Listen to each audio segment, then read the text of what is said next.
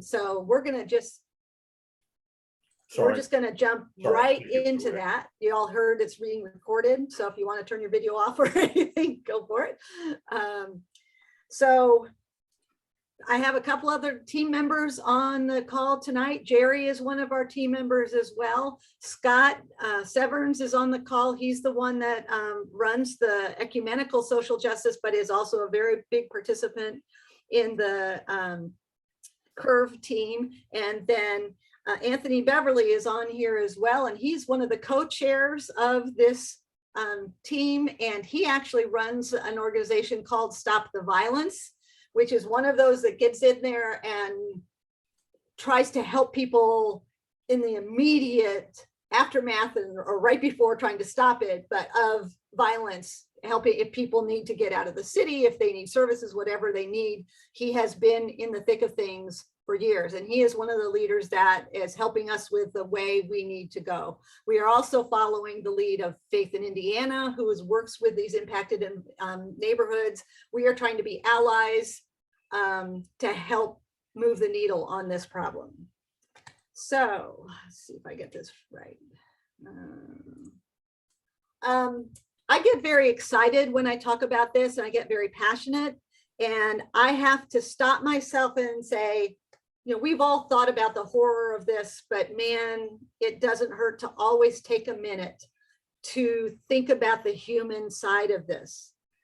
You can look at the numbers and be horrified, but you can't be more horrified than seeing individual human people and their families getting destroyed by this. There are lots of ways to keep this very human.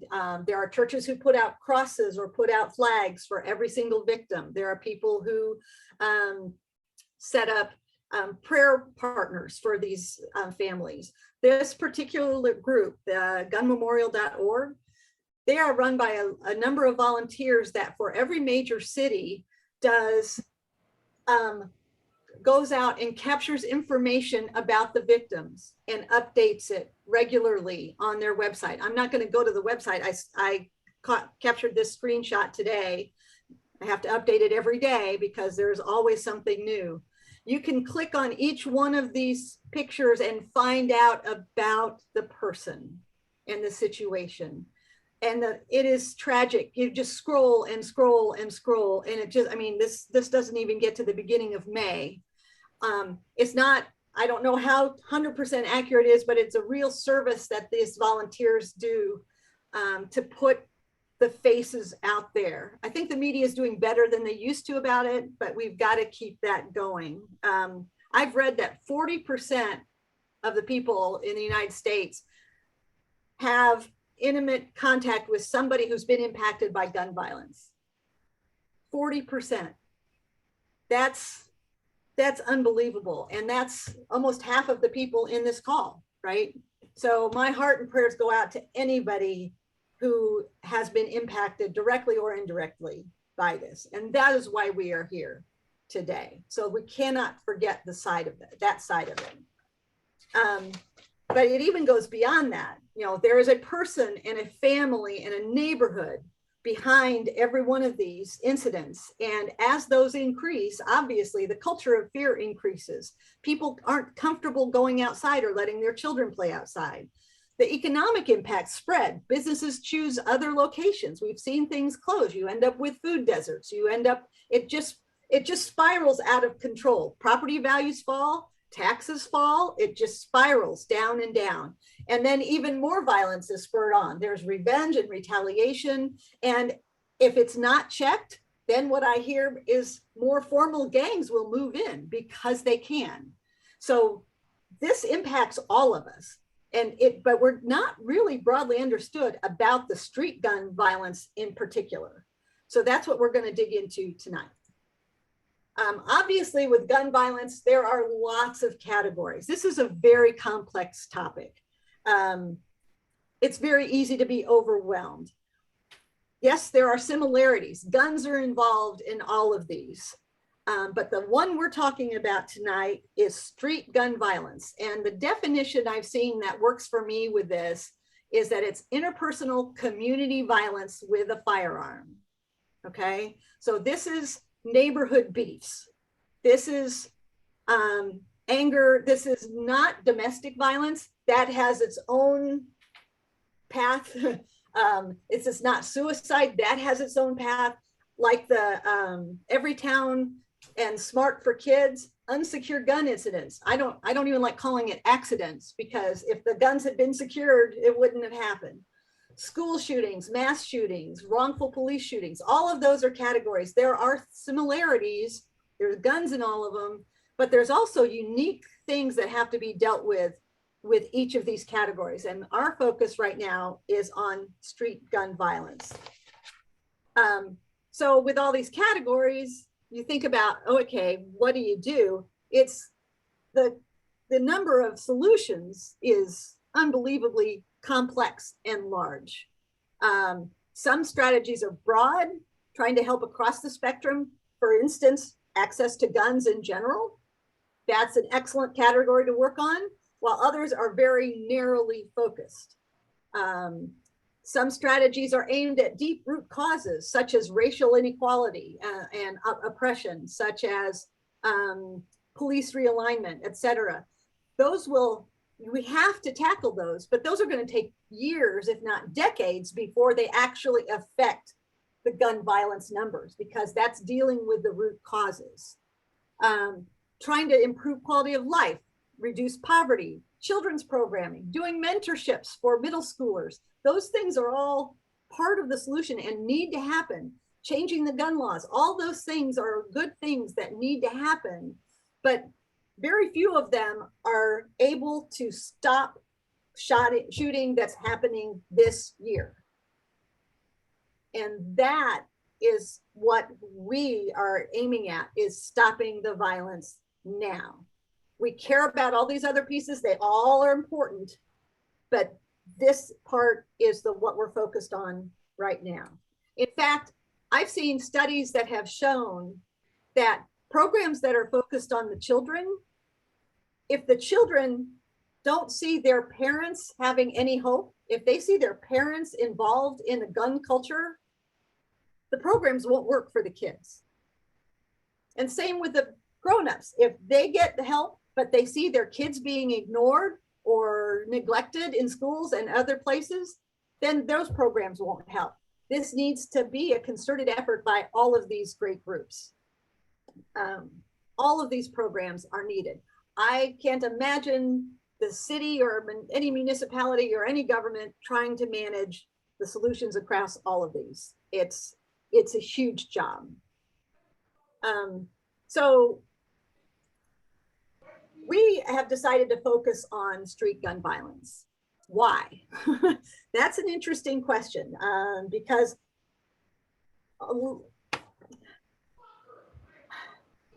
it is horrific, the number of homicides that happen in our city each year.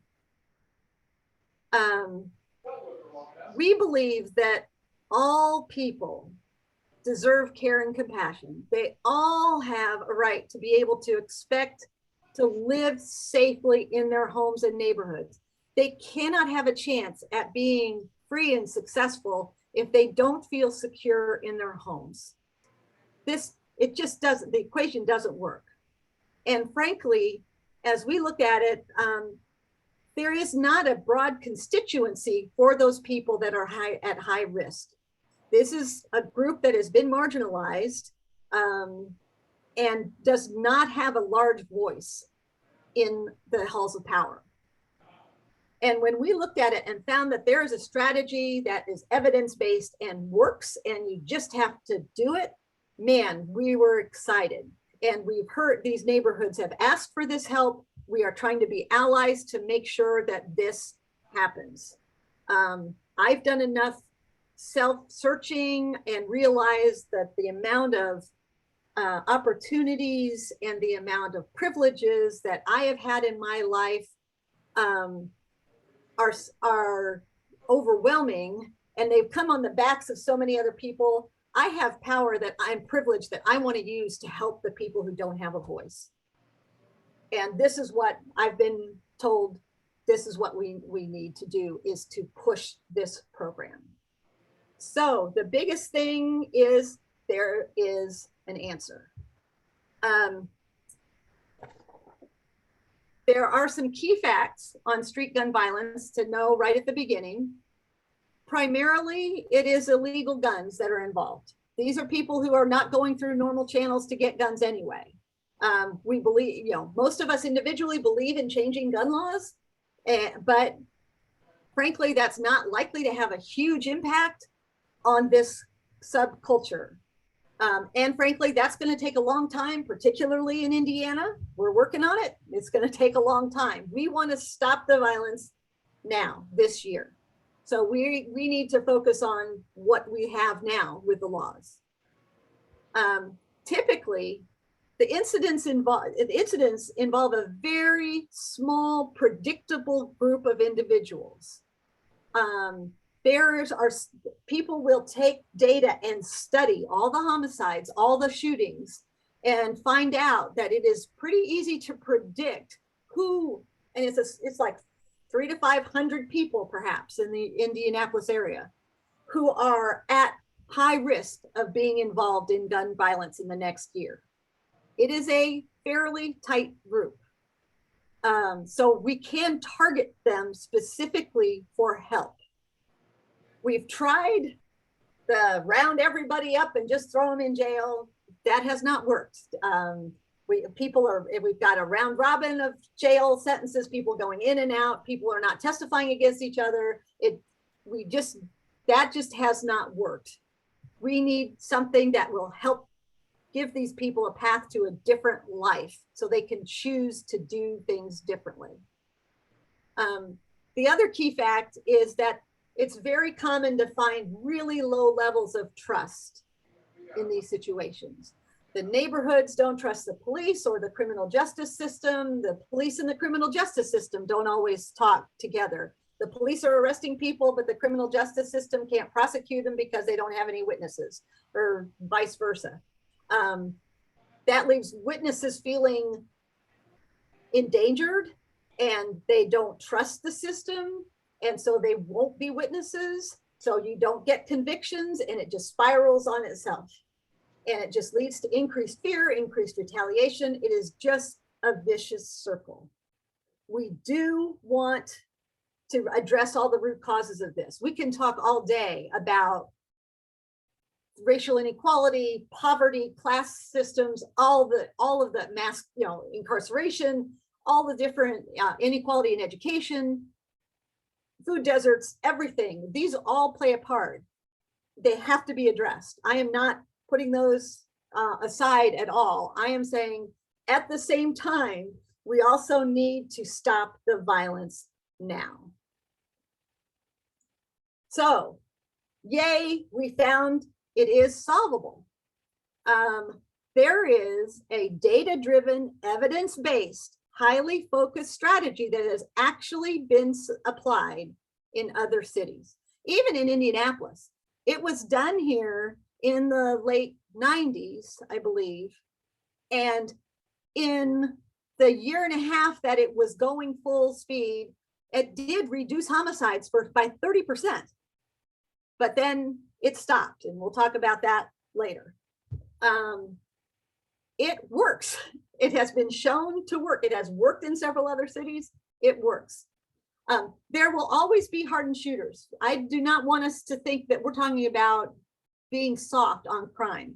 What we're talking about is targeting people who want to change their life, and there are a large percentage of people that are stuck in that culture that would rather get out, versus the hardened shooters that need to be held fully accountable for what they're doing. The ones that will not change, those need to be put away long-term for what they keep doing.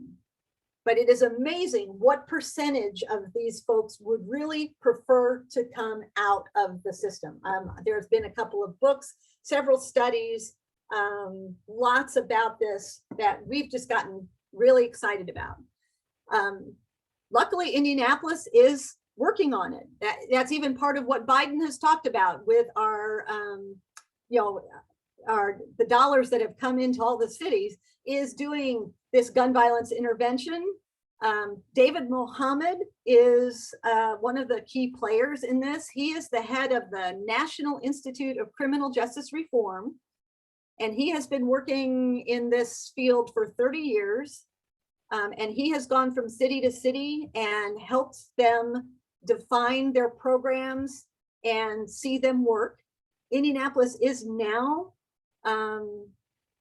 connected with him. We have a contract with his organization for the next 3 years using the recovery money. And we're really excited to have him. He comes to Indianapolis every once in a while. He has talked personally with our whole group and also with small groups of people from our group. He is very,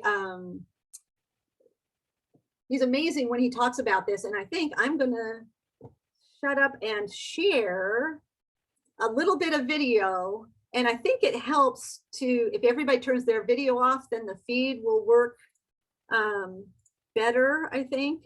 I'm gonna share about 5 minutes or 6 minutes of his talk that explains this process. It's a 4-part process, but explains exactly what this program does. Let me make sure I got this right. Stop share. I want to make sure I share it with the right. It's not optimizing for video clip, which I don't understand. I'm going to try this. Jerry, tell me if it doesn't work, because normally I can say optimize for video clip and it's not letting me do that. So we'll see if this works. And stop me if it gets really far off. We end up reducing gun violence. Your actions should produce your desired outcome. All right.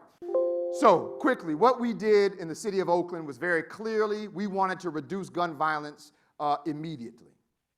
4 core pillars of the strategy. 1, data-driven identification of the people who are at the very highest risk of being involved in gun violence. And we have the data, every city does, but we have the data to be able to pinpoint the people who are most at high risk of being involved in gun violence. 2, direct communication, informing them of their risk. Like a public health model where you're informing people you have the risk factors that make you much more likely to either be a victim or perpetrator of gun violence. Not scared straight, direct and respectful communication to those individuals. 3rd, offer serious and intense services, supports, and opportunities to provide to those individuals to give them a real opportunity out of that risk level of gun violence. And 4th, focus enforcement, so that law enforcement isn't arresting any and everyone for every little infraction, but to be very focused on the gun violence, which should have a net effect of reduced arrests and reduced gun violence. So, in the city of Oakland, we have several partners in this work. There's no one agency that leads the effort. There's several partners. So I'm going to quickly go through those 4 pillars. 1, data-driven identification. So we did a deep study in the city of Oakland of every single homicide for 2 years to see what were the risk factors of the people involved. 60 to 70% of everyone involved, either as victim or perpetrator, had nearly the exact same risk factors. And the big headline to come out of that study was the average age of a homicide suspect was 28 years old. Had you asked citizens, if you'd asked residents in the city, you would have told you a teenager. Almost every single city is the same. Philadelphia, the average age of a homicide suspect is well over 21 years old. Uh-oh. So, in Oakland, there's about 415,000 people. About 20,000 are under some form of community corrections, supervision, probation, parole, and those types, way too many. But only about 300 have these risk factors that make them extremely at high risk of gun violence. A very small population that we can engage. The risk factors that they have, and so many people say too many people have these, it's not true. Too many people have 2 or 3. Very, very few have 4 or 5. And when you have these factors of 18 to 35 years old, significant criminal justice involvement, so in Oakland has 7 or more previous arrests prior to the shooting incident. associated with an active crew gang group. We don't really have traditional gangs in Oakland, so we call them crew gang groups. And that's just for identification purposes, not for some gang intervention, gang law enforcement work, but so that we can say these are people we can identify so that we can provide appropriate intervention and support. One of the biggest risk factors nationally of being shot is that you've been shot before. And then people who have a fellow friend, i.e. group member who's been shot recently. 2 is direct and respectful communication. Sit down with them and explain to them, here's the risk factors you have. You are likely in the next 12 months, without changing anything, to either shoot someone or be shot. To provide direct and respectful communication. 3rd is to provide intense and real support. Not handing somebody a card or a piece of paper with a bunch of organizations that they can call. So in Oakland, we have this community of support, 14 people whose full-time job is to be in relationship with the people that we've been identified as at high risk. And they are provided stipends for their time and to engage. Not huge amounts of money, but amounts of money to get their attention, that we often say come for the incentive, stay for the relationship.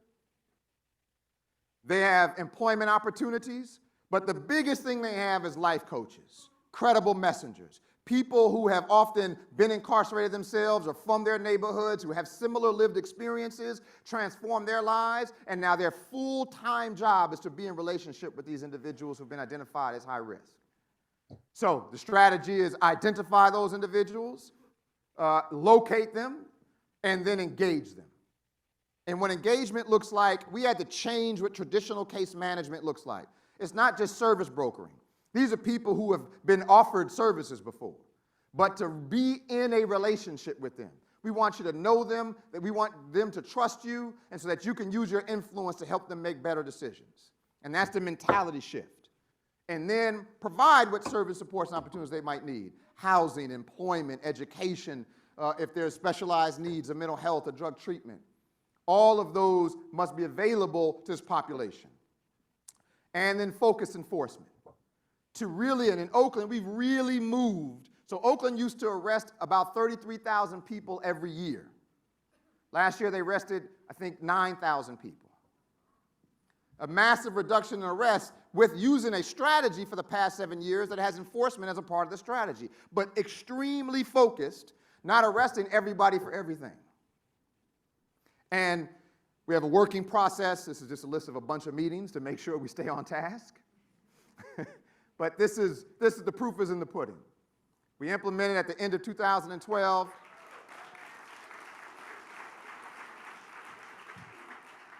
And 6 consecutive years of decline, half of our shootings and homicides were cut.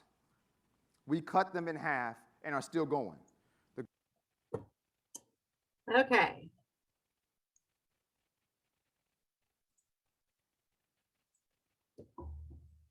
So I hope you could hear that okay. He was much more eloquent on it than I could have been.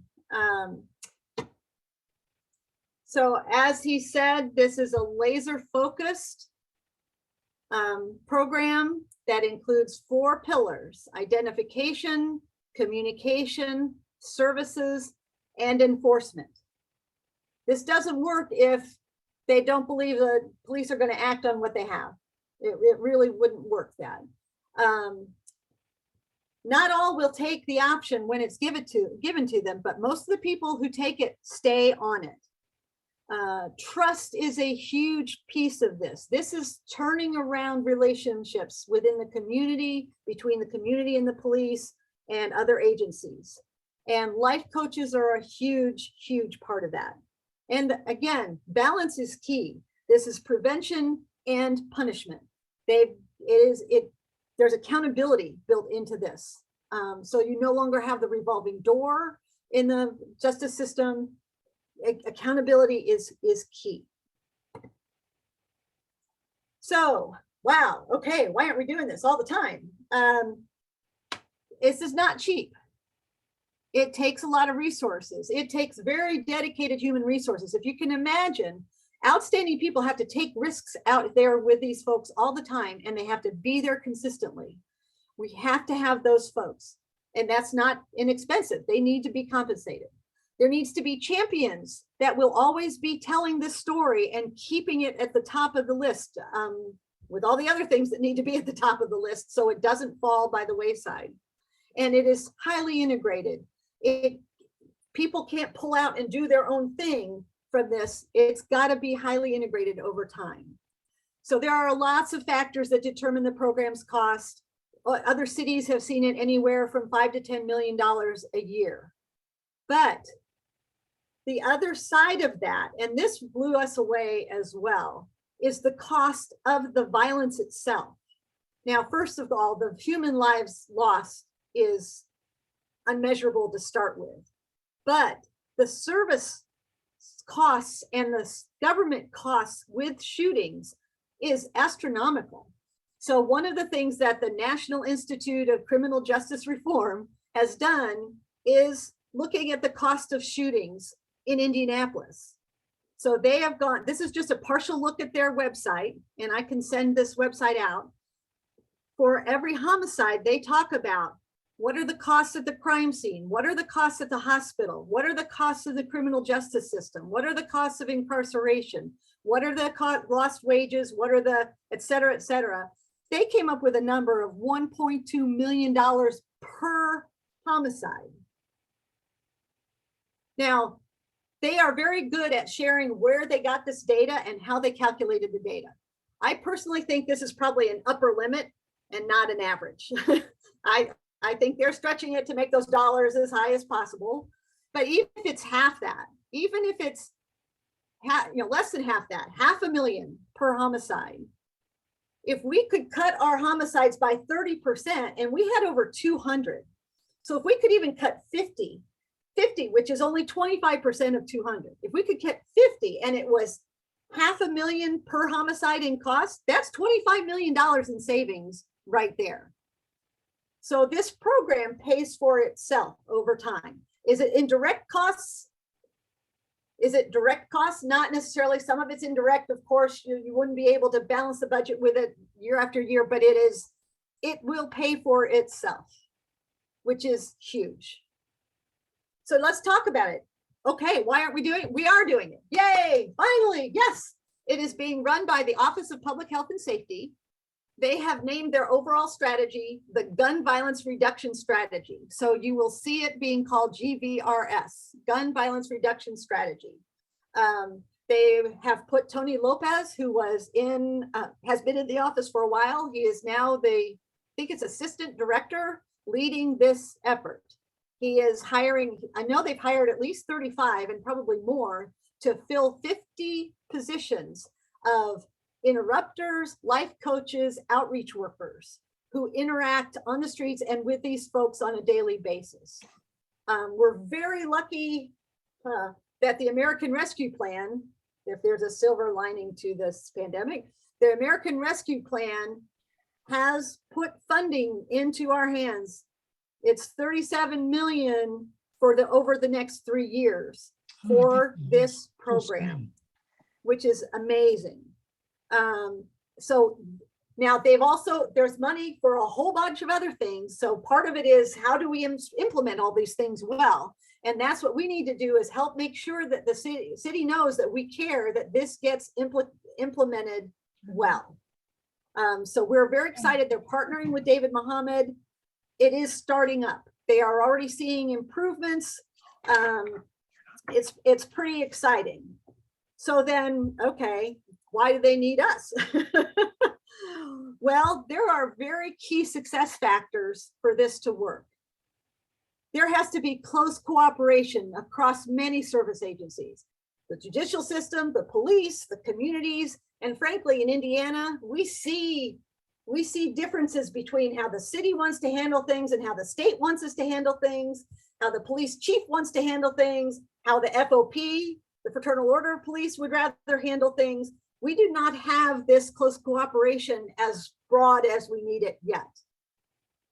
We are building that strong leadership. We are building that skilled staff. We have to keep focusing on that and paying them well enough.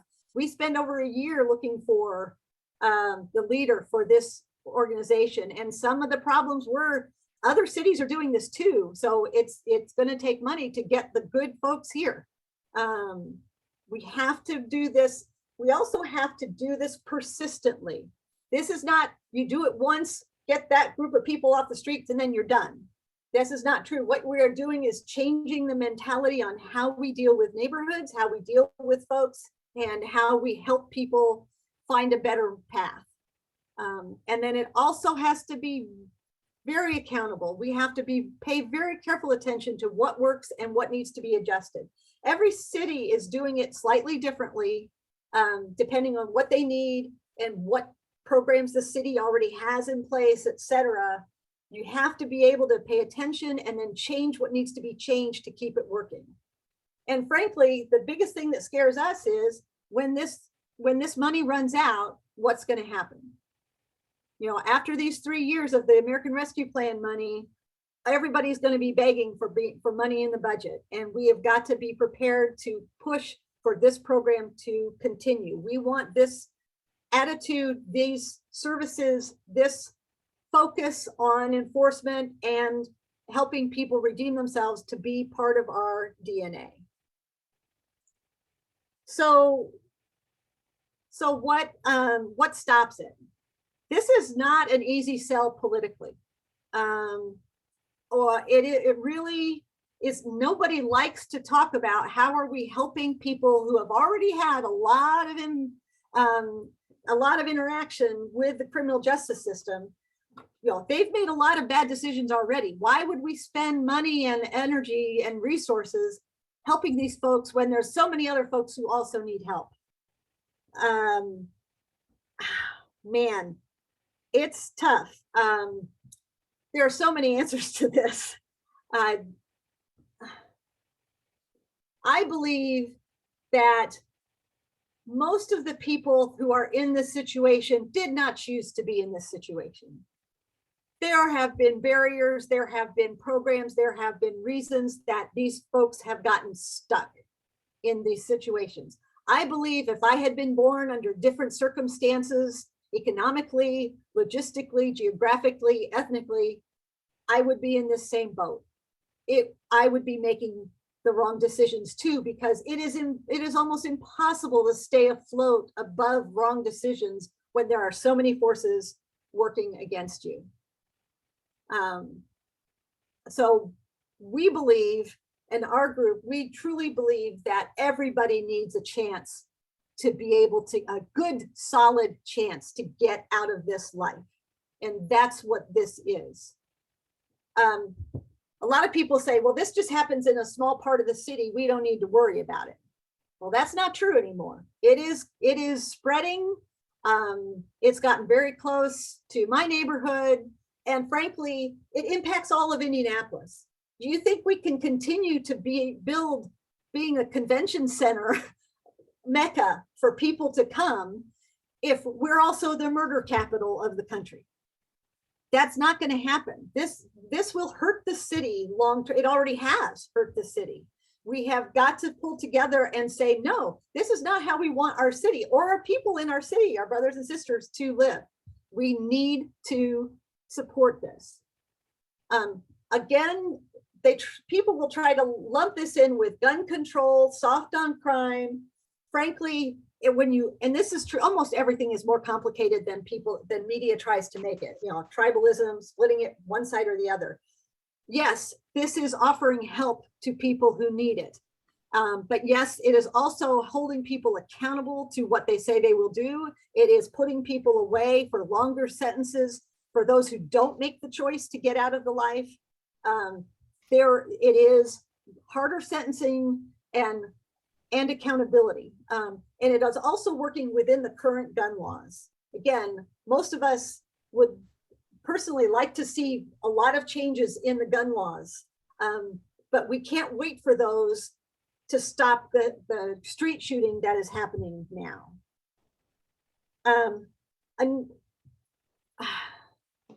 And frankly, it comes down to, if you are not safe in your house, nothing else matters. you will never be able to succeed. You will never be able to take advantage of education opportunities, employment opportunities, anything else, if you are not safe in your home. If you do not feel safe in your neighborhood, you cannot dig yourself out. It just doesn't happen. Okay, I'll get off my soapbox for that.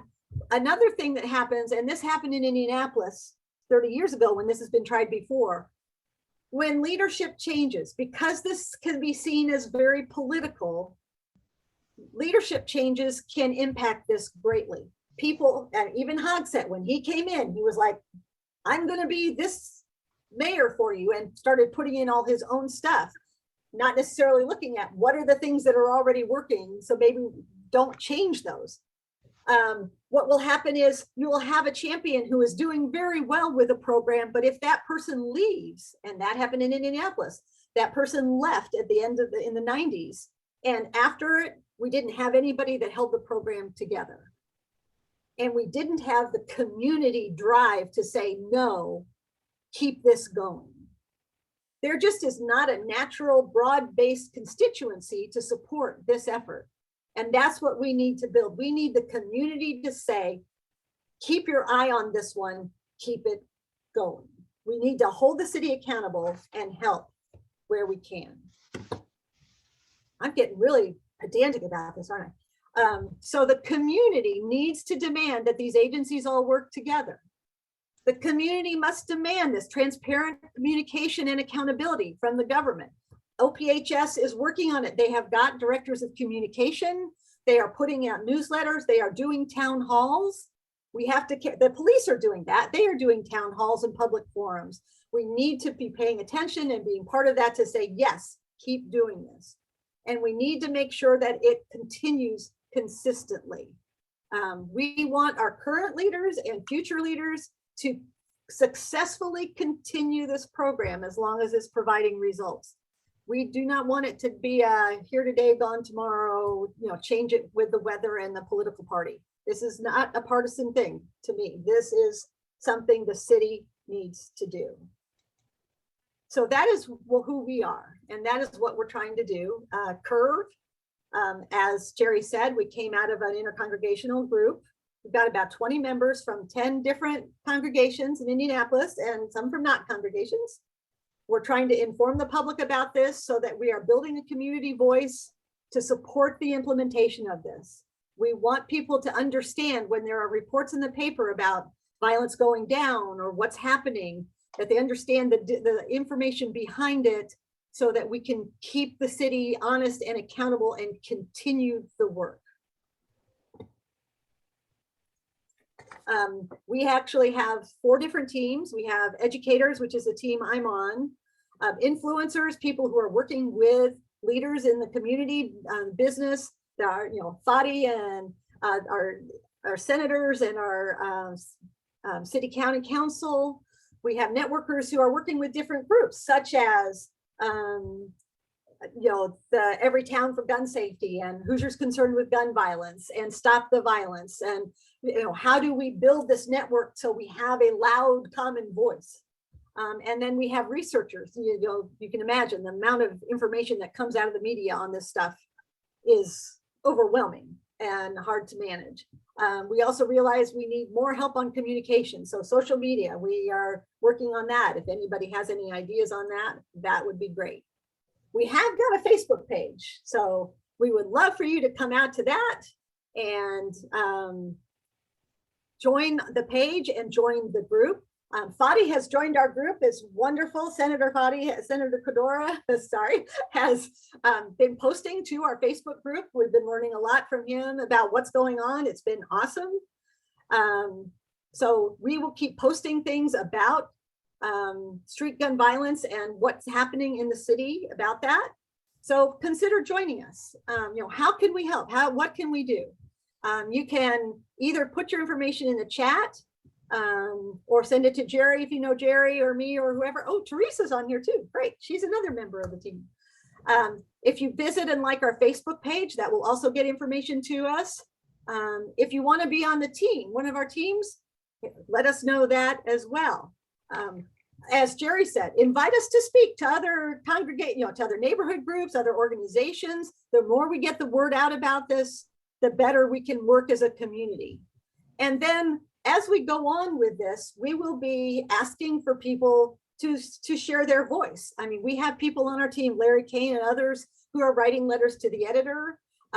We are interviewing, we are talking to candidates for office, that we want this to be part of a platform, no matter what party they're from. And we also want to hear your story. I think there are a lot of groups out here that are trying to do, I just heard about the Peace and Justice Center. There are a lot of groups out here that are trying to do a lot of the same things. And I think we can work together to really make our voice as loud as some of the extremists on the ends. So that is really the bulk of my presentation. There is some momentum. We are excited that it is happening, but it is partly dependent on the will of the community. We have to show that we care about this, that it matters to us, that we are helping our community move to a better place. So let's use our voices, our privileges, and our power to help those who don't have that right now. Thank you. And I'm sorry, man, I'm fire and brimstone. Wow, okay. I'm gonna stop sharing. Whew. I see, I get worked up about this. So, what questions does anybody have? Yeah, Karen, thank you. Goodness gracious, full of, yeah, thank you. I see some applauding, thank you. Full of information. We have, it is just now coming up on 8 o'clock, so we can take a few minutes for some questions and answers, and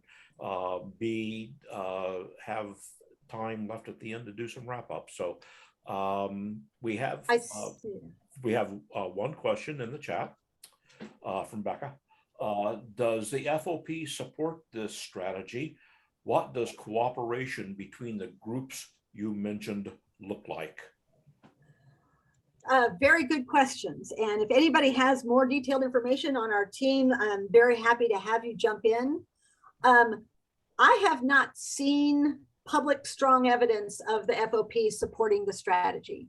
The police chief and the mayor have stood together with OPHS talking about this strategy, and the police have pulled like 100 officers into neighborhood groups doing parts of this strategy. But usually immediately after a press conference with the police chief and the mayor, the head of the FOP gets on and does a rebuttal.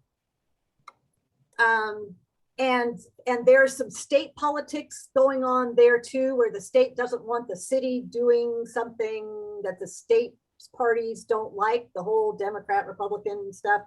I don't want to get into all that. So no, I don't believe the FOP has come out full strength in favor of this policy. If anybody knows different, let me know. Cooperation between the groups I mentioned. So here's an example, like for the criminal justice organizations, when they identify people and people don't choose the program and they continue in the life, then the idea is that police will live up to their word. They will be arresting those people and they will prosecute them to the fullest extent, which usually means getting federal charges, not just local charges, in order to make longer sentences stick. So the justice system has to work very closely with the police on gathering evidence, on making sure they can make those cases stick.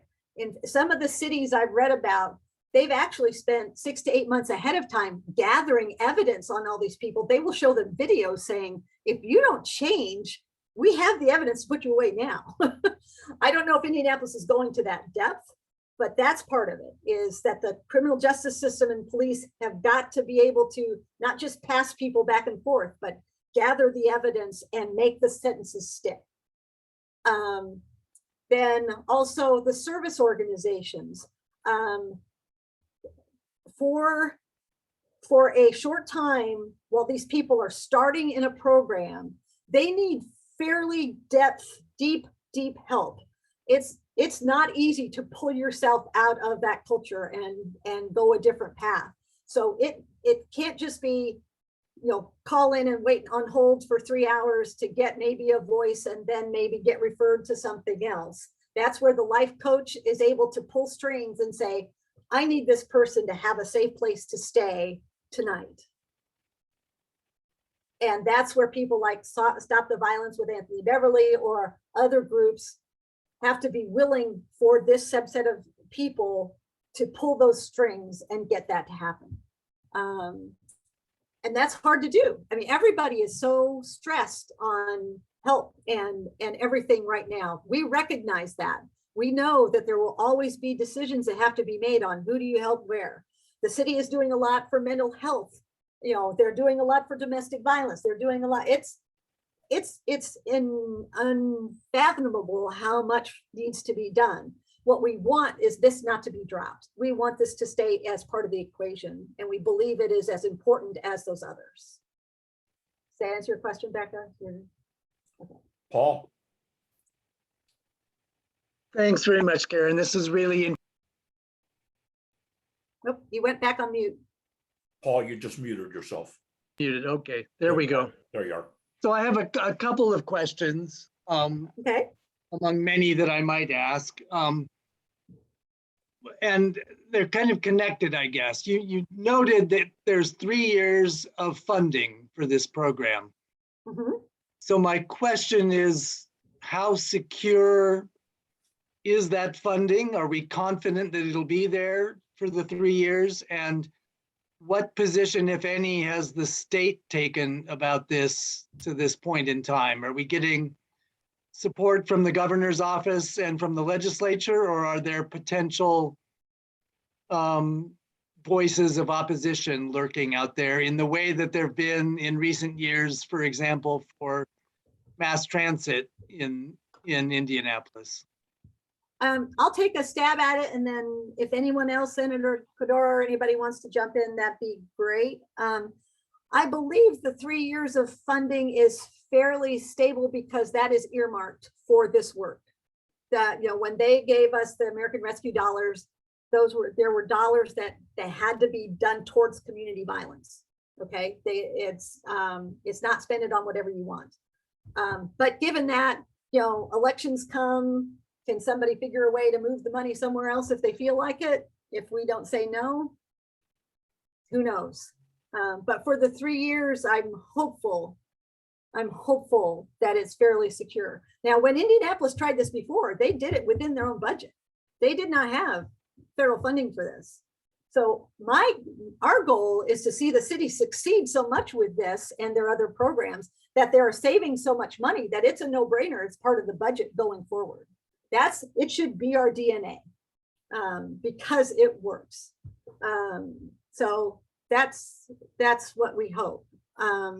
And then as far as the state goes, my knowledge on this is very limited. I do know there was an effort early on at the state level to say they needed to take over Indianapolis's police force. They had to put a state governing board review board on top of Indianapolis because Indianapolis wasn't doing things well.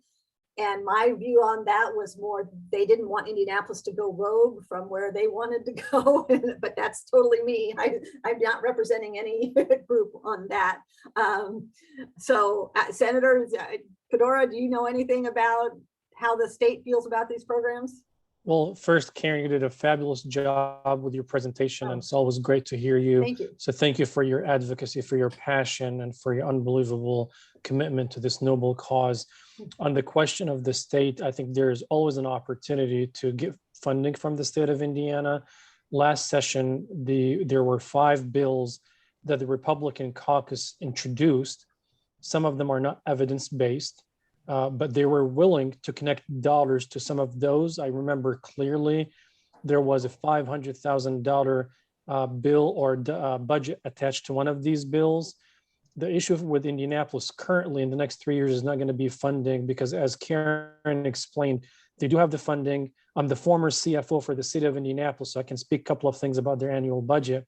They can find ways to maintain it within their budget. And if the budget performs well and the program performs well, it should fund itself on a move forward basis. But I think as a state level with $6 billion in surplus, I think the state has the moral, before even the legal obligation, has the moral obligation to protect the capital city that generates over 35% of all economic activities for the state of Indiana, including sales tax, income tax, and other types of taxes. So that's the moral, professional, and legal responsibility for the state of Indiana. So I will continue to, if we get to that point and we need that funding, I'll be more than happy as a member of the Appropriations Committee to fight for these dollars for Indianapolis. Steve, you're muted.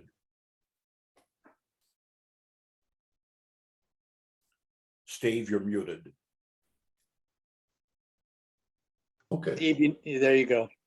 Okay. People are skeptical about this program. Do you think it's reasonable for the program to say this is what we should see in a year of full operation? And if you see these numbers, then that would help you say, well, we need to keep going forward. In other words, it puts your neck out. I mean, to do something like that. Yeah. But is that something that anybody considers? And I see Becca's question also in the chat about data being shared. Great questions. They're trying to show data moving already, which is great. The homicide rate is down, but it's not necessarily due to this program because this program's just getting started. So there's other pieces. It will be very hard to piece out specifically what programs have what impact. They are using, they have hired an independent organization through university, I think Indianapolis University, to track data and to report on it. So part of what we will be talking with OPHS all the time with is them reporting out, and how do we get that accountability for that data to know it's right. We're just going to have to work on that as we go. But it's going to be difficult because there are so many facets to this. To parse out and say which program caused the decrease. Frankly, if we turn the corner in our attitudes towards how we treat all of these, whether it's mental health issues or helping people get services better or offering people another option, as well as mentoring and other things, then I'm for all of those programs. So it's going to be tough. It is going to be tough to parse out which program's working. We could say, when the concealed carry law goes into effect July 1st, if more shootings happen, it's because of that, or it's because our program didn't work. That's going to be very difficult to parse out. So it is good that they are having an independent group process the numbers and the data on this. Hopefully it stays independent, and hopefully they will publish it, and we will keep pushing for that. And I think that's what we do as a community, is push for hearing that information and being transparent about it. And I think they're trying. Okay. Sorry, I don't have a better answer for that. No, that's a good answer. And I'll just add that at these early stages, we are seeing some good signs, as you say. It's not going to be results, I don't think. We're not going to see, be able to actually measure how many shootings were prevented. But we can measure some of the inputs at this stage and say, well, how many of those people that they contacted that were in that target group, so to speak, sometimes those are called hot people. How many of the hot people then become fellows of the program? A fellow is someone who said, I want to take advantage of some of the opportunities the program can give me to move myself out of this group that I'm in that is just talking about guns and tough guy stuff and all this stuff all the time. And, these guys are afraid, and their families are certainly afraid. But, getting them from afraid of getting shot to trusting that there's a better way, that people are actually going to support them, is a whole other thing. So, at this stage, I think we're largely focused on how can we make sure those essential elements of the program are being put in place soundly. For instance, one of the things that on the street that has to happen, Karen mentioned that the mayor and the police chief stood together to embrace this program. Well, as we go down the line, what we have to make sure is that the cops on the beat and the outreach workers and the interrupters and the coaches in this program are standing together, and that they're in communication about, okay, we've got this guy he's a fellow now, so don't go harassing him with, minor, charges and so on. Don't just shake up his world for the sake of shaking it up. So it's going to require that kind of cooperation. We're looking at how that foundation is being laid. I agree with all that, Scott. Thank you very much. But frankly, I will be looking for this time next year to have significantly fewer homicides, period. Well, in the first quarter, we saw a 14% reduction. Now, But that had nothing to do with this program because it really hadn't gotten started yet. I don't know that we can say it had nothing to do with it. It's just, the program was certainly not. Take credit for it anyway. Yeah, the program's been in the development for a couple of years. It's just that at the beginning of this year is when the major funding became available. And they have been trying over the years to continue pieces of it that worked earlier, but it has not been an easy slog, and it's not been a top priority. So that's what we're hoping that this becomes and stays a top priority. I mean, frankly, one of the things that has happened that has hurt it in other cities is it's worked really well, and then they try to expand it too much too fast. Because it takes those relationships, it takes enough resources to be able to respond quickly. So you cannot just say, ooh, that worked here, so we're going to implement it in 30 neighborhoods next year. Well, not if you don't have 30 times the resources. It just isn't gonna, you have to be planful, you have to be realistic and stay on top of it. And it's, it takes a lot to do that. And that's why we want to help call for that. We want to support the city in doing it right. Paul, you had your hand up. Yeah, well, you mentioned earlier, Karen, that there's a social media group involved in Curve. And I'm always skeptical about the value of social media, but it does seem to me that thinking about media generally is going to be important for this initiative and this program, and that it would be good, and I don't want to sound negative here, but good to have a group of people thinking about how to respond when something bad happens. Because people who oppose these sorts of programs, as with the Bail Project, are always quick to seize upon one incident that seems to suggest that this doesn't work. So before that happens, I think it's worth thinking about how do you address that? And the statistics that David Muhammad was able to offer for Oakland, over time, 6 consecutive years of reduction. That's really valuable. And the fact that there is 3 years of funding here is certainly something to be confident about, but it also, as you've been recognizing, remains a fragile sort of project. Yeah, no, you are absolutely right. And we do want to be able to respond. We've actually tried to get the media, some of the news networks to connect with David Muhammad. We're trying to work through that so that they understand the program, so that they are able to ask and talk more in depth about it instead of just the surface when something happens. But we will write letters to the editor. We will Yeah. broadcast whatever we can. That's the kind of thing I think we would put out into newsletters for anybody who signs up. So if you want to put contact information in the chat, if you want to be on our mailing list, we haven't really started sending out newsletters regularly or anything yet, but feel free to put something in the chat.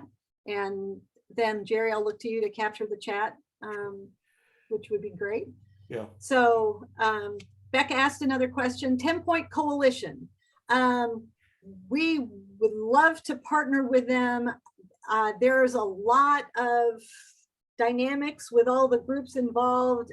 Anthony, I don't know if you're still there. Would you want to try and talk to that? How supportive the 10-point coalition is? Yeah, the 10-point, Reverend Harrison, maybe the last month or so has come out and publicly made statements about how important it is to have this program, this strategy in place. Early on, didn't hear a whole lot, but over the last couple of weeks or month, he has come out publicly and said that this is something we need to be doing. Excellent. Thank you. Thank you. Sorry to bother you while you're driving. You shouldn't do that. This will go along with, there are other funds that are out there for community efforts. Anything that will increase the quality of life at the community level, that will build community, that will build the trust, that will provide safe areas for people, whether it's sidewalks or parks or lighting or any of those things. Those are all very important. And there is funding for several of those types of initiatives as well. And if these can all work together to start addressing the inequalities that we have and the lack of opportunities we have, that'll be great. Let's take maybe I'll mention the way that media covers gun violence. And I think this is an opportunity that we all have. Clearly, when an incident happens, the media can sensationalize the drama, the blood and gore, if you will, or they can do something on the backstory. This is how this happened.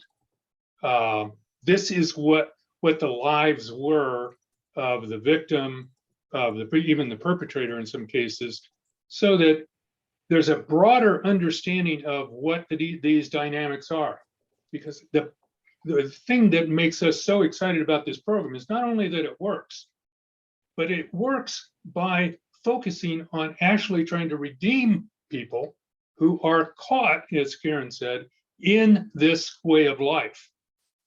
And so if we give people that understanding that, yeah, this person made a lot of bad choices, or even this interrupter who's on the program made some bad choices at one time, but that this program is aimed at using people like the interrupters to help the people on the street who are still in the lifestyle.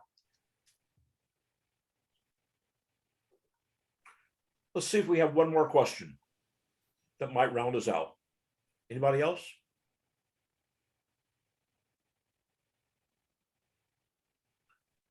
Well, I will take that silence as your answer to that. Thank you so much. Karen, thank you again for a really excellent presentation. You have just you worked really hard on putting this together for Curve and present it in a way that is very persuasive. So thank you. That's really to be appreciated. Thanks. Also, glad to have those of you who were here. Back you saw one of the slides earlier where we listed a number of ways where people might be involved in Curve. There are teams that people can join that we listed a little while ago, and I can tell you, as being on two Curve teams myself, I can tell you that we are very eager for more people to participate in and to share some of that I don't want to call it workload because that sounds burdensome. But indeed, there's opportunity for people to participate in Curve. David, you've got a question. Yes, I mean, Jerry, do we still have time? What time we were supposed to wrap this Well, up? we're going to wrap up at 8:30, so go ahead. We can take a short question. Okay, I mean, mine's question is sort of opening a can of worms, so I've been sort of hesitant to raise it. It may not be short. Give it a try. I mean, Karen, I really admire all this program, and I think everything we can try to do to stop this epidemic is good. But I have this nagging feeling, these negative feelings about this program in a couple of respects. One is that it seems to be blaming the victims. Two is that it's taking the focus off the single biggest problem, which is the availability of guns. And we see every society has problems with mental illness and poverty and inequality. They all have those problems, but only the United States has this epidemic of gun violence. And the difference is because the availability of guns. And my third concern is that it seems to be playing into the hands of those who oppose efforts to reduce the number of guns. So we're kind of shifting the focus. And when you talk about focusing on mental health issues and that sort of thing, that's exactly what all the NRA people say. That's exactly what they say. It's not guns, it's people. Let's focus on the people. But in fact, it's not the people, it's the guns. That's the biggest difference between the United States and every other country. And it's the biggest difference between the states that have problems with gun violence and those that don't. Where there are more restrictive gun laws, there's less gun violence. It's documented by science and academics. And while I admire this program and I think it will make some difference on the margins, it is not getting to the root of the problem. Let me take. So I was reluctant to say this at the very end because it's sort of, as I said, opening a can of worms, and we've only got a few minutes left. No, it's. I appreciate it, David. I am grateful that you jumped out to or stood up to say that. And if it's all right with you, I'd like to take the swing at responding to it. I think that. So often in debates around whether it's guns or just whatever it is, we trick ourselves into either this or that mutually exclusive argument kind of posture, where we get out there, especially when we're making public statements. People put a microphone in front of some person's face, and that person goes straight to the "it's us and not them" argument in a way that excludes the truth of the other person, and so I think that obviously I've spent some time now supporting the Curve's effort to promote the city's strategy, but I think that we absolutely have to redouble. I totally support your perspective about the issue being availability. I just want us to say that I think that both positions can be true and contributing and functional, and I think I agree with. As individuals, we can participate on both sides of that. I agree, and that's why I said I don't want to undermine or cast doubts on this, because if it works, it works. And if we can save a few lives here and there, that's good. But it's the tip of the iceberg, and it's not getting to the root of the problem, is all I'm saying. David is doing a wonderful job of speaking for the Hoosiers concerned about gun violence. He has expressed us perfectly, for which we're grateful. But I think Karen wanted to respond to this too. Yeah. I really appreciate what you're saying. I think part of what we are trying to do is get as broad constituency for this of advocates as we can.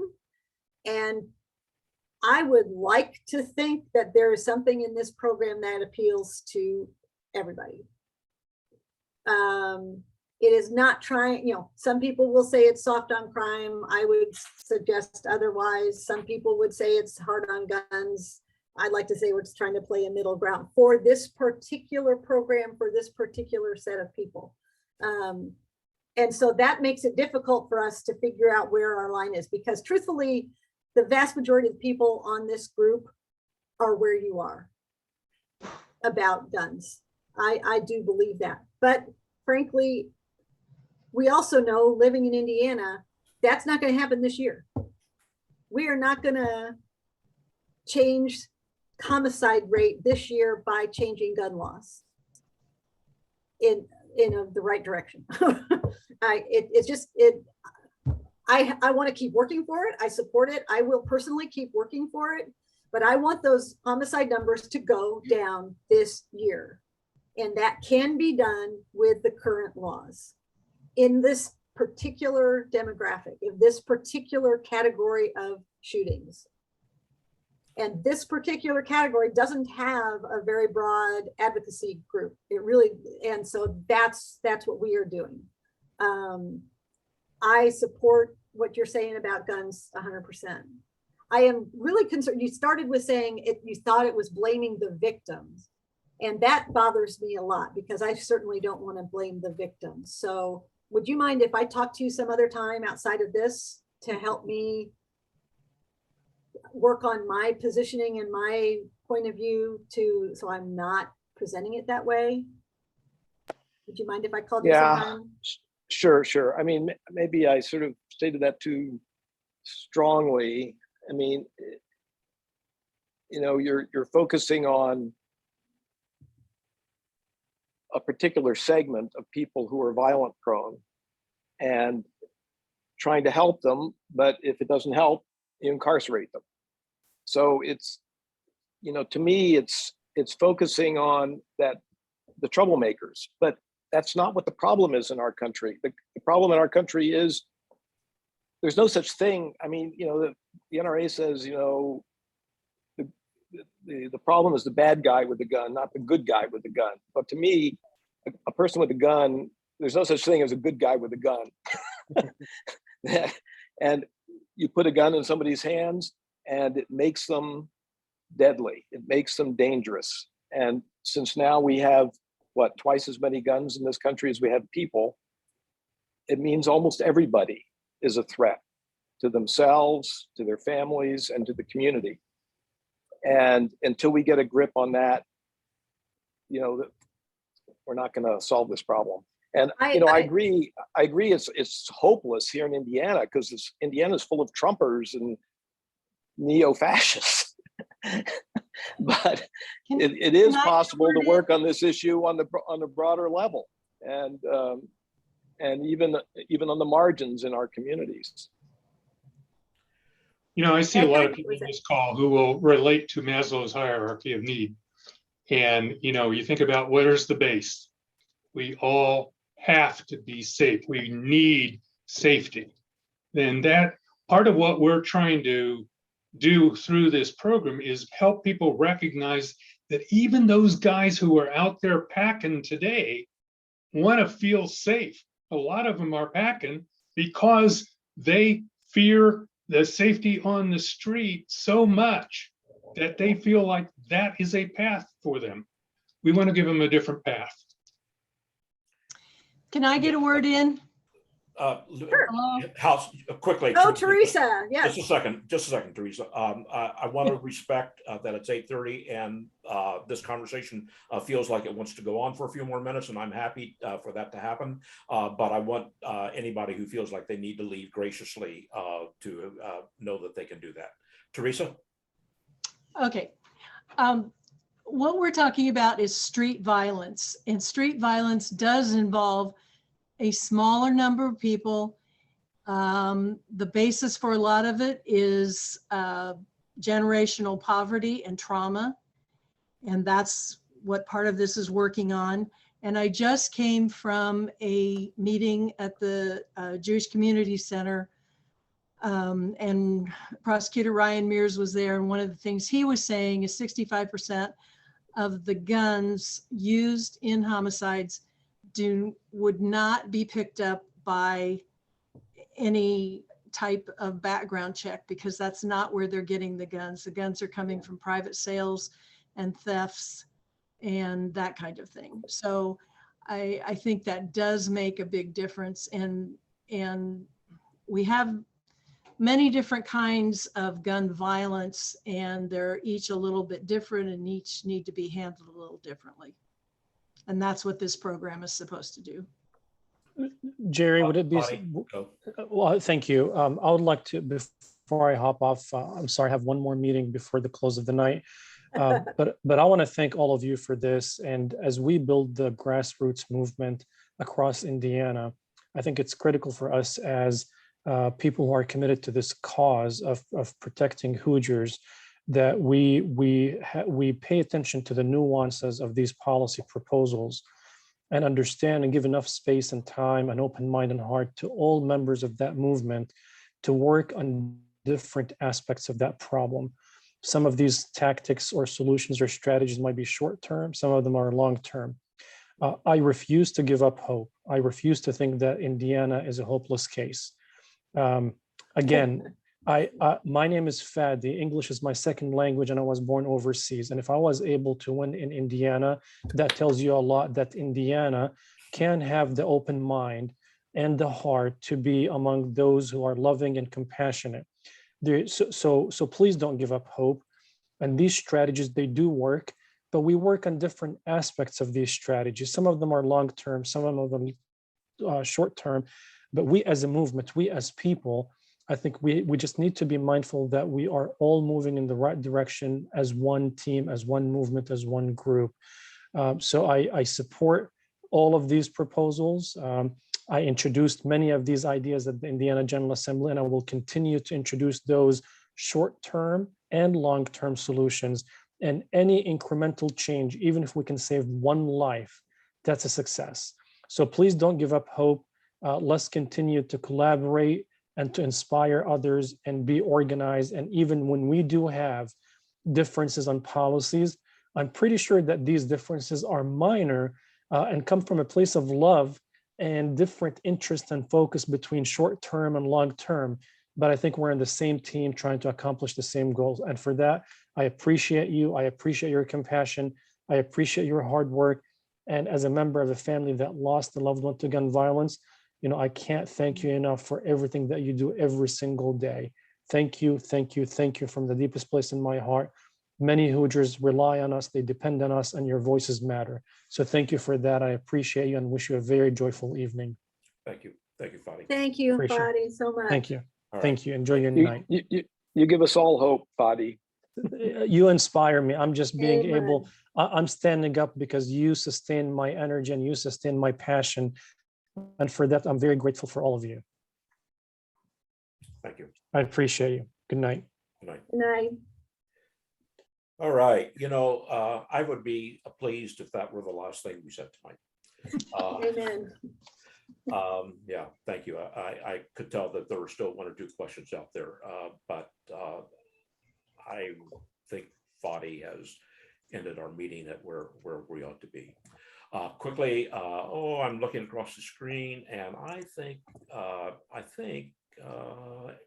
maybe everybody, I was going to invite you to join, become a member of Hoosiers Concerned, but I think maybe everybody that's still on may be a member. But if not, please go to hcgv.org and click the join button and become a member of Hoosiers Concerned, and watch for announcements about the upcoming forum that I described earlier that Becca's going to do with us.